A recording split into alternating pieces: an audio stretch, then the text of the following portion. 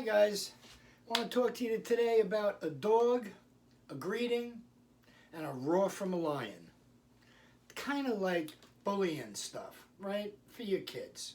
So I have some really interesting information that I kind of want to talk to you about first, and then we'll kind of get into the gist of it. But first, did you know that staring into the eyes of a strange dog is a form of aggression, right? The dog considers it like you're being aggressive with it. Very interesting, right?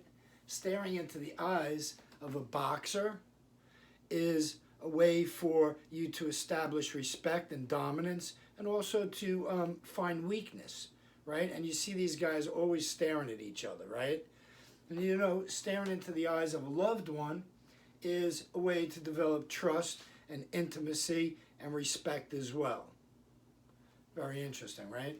Did you know that a strong handshake gives off the feelings of confidence and strength? A person automatically feels you a strong handshake and judges you based upon that handshake. So if you have a real flimsy handshake, it's considered weak, right? And you hear somebody shake a hand of someone who's really strong, they're like, whoa, you got a really strong handshake, right? A handshake can be considered a form of trust, right?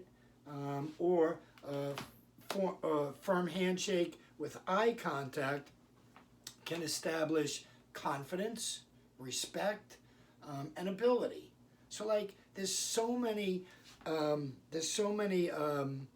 intimate things that go on with these visual effects and these handshakes, right? So if you're giving somebody your hand and you're shaking, first of all, chemicals are all released, so you're getting all this chemical rush, right? Plus, you're using visual contact with somebody, and you're establishing communication on two different levels. It's really, really strong, you know?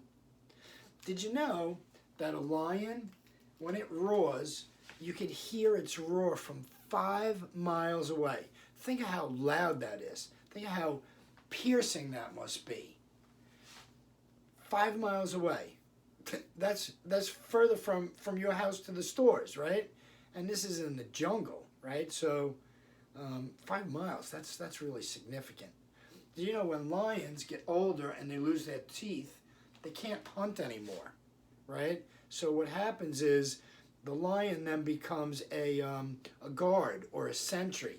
They'll like stand on the outsides of the pride, and they'll look and listen for predators, and then they roar to alert their pride that somebody's coming in that might be, lethal to them.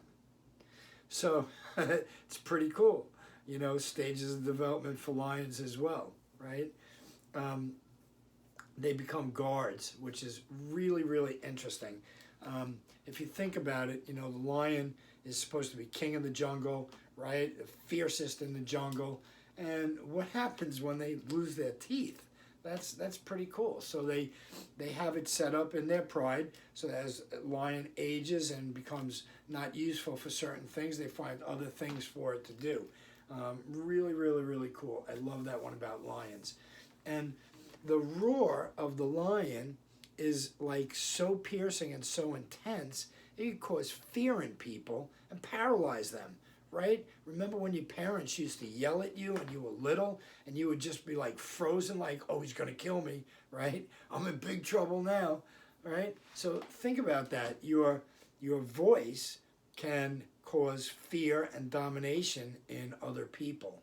So that's really, really neat. So these three things alone, really, really, really intense. So why am I bringing all this up is that well, we don't hear much about bullying too much anymore in schools because it's been beat to death, and everybody talks about bullying and what they do in school, and it's a no bully zone here and it's a no bully zone there.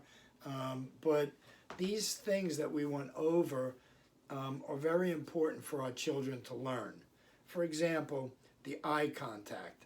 If your child has trouble making eye contact with somebody, right away it's a sense of shyness, or I'm intimidated, Very rarely is it, well, I just don't like you, so I don't want to pay attention to you. Mostly it's intimidation. You're fearful or anxious about meeting somebody. So you want to make sure that they make eye contact because it gives off a different message, right? So, so making eye contact with people, really, really important skill for children to have. And in the school we do these things called intensity.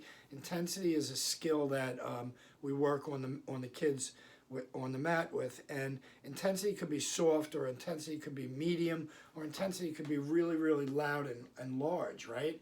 And that's the way eye contact is.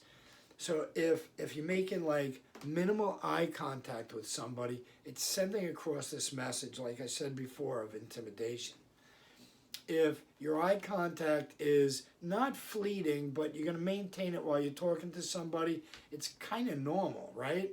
Or if you just like making eye contact with somebody, right? It's kind of weird, right? So you have to have just the right amount of eye contact, and you have to practice it. You master all three of those, and you have a really, really good grip on people that want to bully you. They're not going to want to bully you. They feel like you're confident. You're making eye contact. You're keeping your gaze on them as long as you need to, and so they're not going to really see you as a victim. The handshake. Your kids might not handshake anymore. They fist bump or elbow bump, whatever it is. It's a form of dominance for kids. It's a social pecking order. A pecking order is kind of like, okay, I'm more powerful, so I'm gonna lead you, right? Pecking order. So like when my son was growing up, I always taught him there were 3 handshakes. You had a single handshake you would use for like parents, you would use for like girls, or somebody like that, and just a normal handshake. I taught him the double handshake, where you grab the hand and you take your other hand and you grab the person's forearm. It's a sign of control, so you automatically take dominance of that person. And then, of course, you have the warrior handshake, where you're just going in for the forearm. But you teach them how to use those handshakes, and you teach them in what instance they use them, and you use that handshake with eye contact, and you're going to get a whole different respect from those kids that bully you. You have to have that confidence, and that confidence is going to come with looking in the eyes of somebody. Boxers do it, right? They stare off at each other, and they establish who's more powerful, who's stronger. So when you're teaching your children, teach them eye contact, handshake, eye contact, handshake. Teach them the 3 different types of handshakes. Very, very important. And then the last thing we work on the mat with the kids is their kia, right? Getting their voice to come out. Police use it in police tactics, voicing somebody down, talking somebody down. So the way you use your voice and your communication is also going to be one way to avoid somebody targeting you to be bullied, right? So if you're able to not use a loud voice, but use a dominant voice, like stop, as opposed to stop, you know what I mean? So like the quality of that voice. And again, practicing how to use the voice. Stop, I don't like that. Really being loud will get a different form of respect from the people that try to bully your children. So really, a lot of cool stuff, a lot of cool information, and I think, if you look at it in terms of, a dog, a greeting, and a lion's roar, it kind of puts things into perspective, because whether you're human or an animal, you follow the same type of patterns, So number 1, teach your kids to make eye contact. There's really cool games. There's wink murder, there's eye wrestling, there's all different types of games to help them establish that eye contact. So work on the eye contact with them. Practice handshakes. Practice, grabbing somebody, looking them in the eyes, introducing yourself. It makes a big difference. And above all, practice using their voice. Loud, dominant, not screechy and high volume, but just quality of voice, right? Practice that. Okay, last thing I wanted to tell you guys today is I'm here to help you.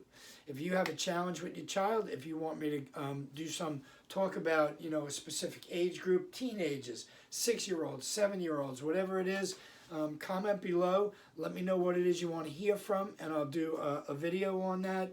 And then lastly, like, share, and subscribe to the channel because I have amazing content there.